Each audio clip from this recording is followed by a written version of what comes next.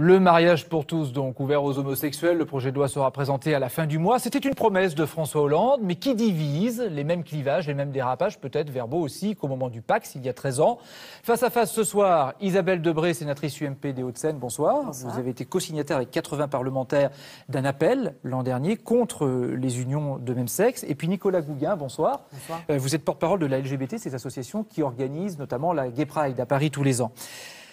C'est un débat, il faut le dire, à la fois simple et compliqué, mais il y a les pour et les contre. Alors vous allez nous dire, en 2 mots, pourquoi vous êtes contre, vous ?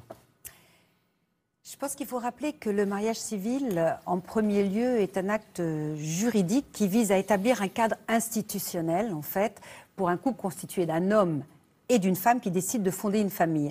Et c'est en aucun cas un simple certificat de reconnaissance d'un sentiment amoureux. Donc je crois que c'est vraiment, aujourd'hui encore, quelque chose d'important entre un homme et une femme pour fonder une famille. Voilà pourquoi je voudrais dire, je suis contre le mariage homosexuel, mais je serais tout à fait pour une union civile. Un peu le Pacs, quoi, en fait. Non, parce que le Pacs, justement, hier, j'avais une discussion très importante avec une personne, justement, qui est pacsée et qui était très malheureux parce qu'un Pacs se fait absolument pas devant une mairie, devant un maire, devant un officier d'état civil, mais se fait en catimini devant un notaire ou devant sur un tribunal d'instance. Et il m'a dit la frustration qui avait été la sienne de voir tamponner dans un Nicolas Gouguin, vous dites le mariage, ça se négocie pas.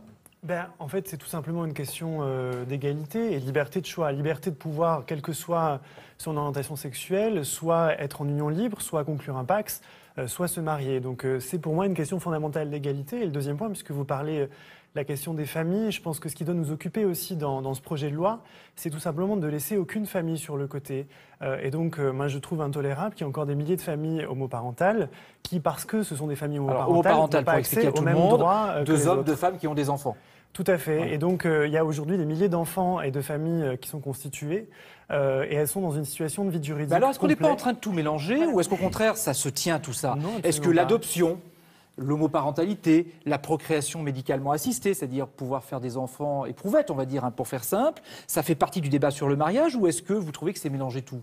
Là, pour moi, c'est mélanger tout. Et en plus, quand on parle de procréation médicalement assistée, c'est valable pour les femmes. Mais alors, à ce moment-là, si vous parlez d'égalité, monsieur, il faut faire la même chose à ce moment-là pour les hommes. C'est-à-dire d'aller jusqu'à l'AGP, à la gestation pour autrui, c'est-à-dire les mères porteuses. Non. Parce que si vous parlez d'égalité... C'est pas une question que nous portons aujourd'hui. Non, mais si vous parlez d'égalité, monsieur, moi, je suis d'accord avec vous. L'égalité, d'accord, mais alors à ce moment-là, pourquoi permettrait-on à des femmes justement d'avoir cette possibilité et pas pour les hommes ? Tout simplement parce que dans la procréation médicalement assistée pour les hétérosexuels aujourd'hui, c'est la femme qui se fait inséminer et donc il s'agit simplement de l'aligner et l'ouvrir aux couples de femmes et de leur permettre, elles aussi, de fonder une famille. Parce que c'est pas la même chose, tout simplement parce que vous avez l'intervention d'une tierce personne. Donc on n'est pas sur une question d'égalité. Et par ailleurs, la gestation pour autrui n'est pas un sujet qui est abordé et par nos associations, qui ne fait pas le consensus politique, alors que la procréation médicalement assistée est un engagement. Est-ce qu'il faut dissocier ces questions d'adoption, de procréation médicalement assistée du mariage ? Ou est-ce que c'est le même débat ? C'est le même débat dans le sens où, dans tous les cas, on parle de famille et que ce soit les partisans ou les opposants de l'égalité face au mariage parleront dans le débat des questions de famille. Donc nous pensons que justement, il faut aborder tous les sujets en même temps et que des familles qui attendent depuis des années d'être reconnues méritent un véritable débat qui va se tenir au Parlement pendant les 6 mois qui viennent et donc méritent d'être tout simplement sécurisées et reconnues malgré toute leur diversité. Il y a 2 choses. Soit on veut un changement radical de société.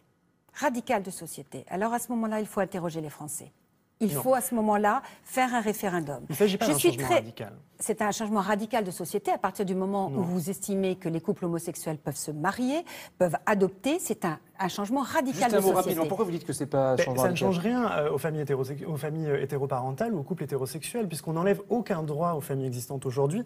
Il s'agit d'étendre un droit qui est accordé aux couples hétérosexuels, aux familles hétéroparentales, à d'autres familles et tout simplement d'englober toute cette diversité des familles. Je crois que c'est la société d'aujourd'hui. Pour conclure. Oui, juste une chose quand même que l'on oublie, c'est qu'aujourd'hui, un célibataire peut adopter.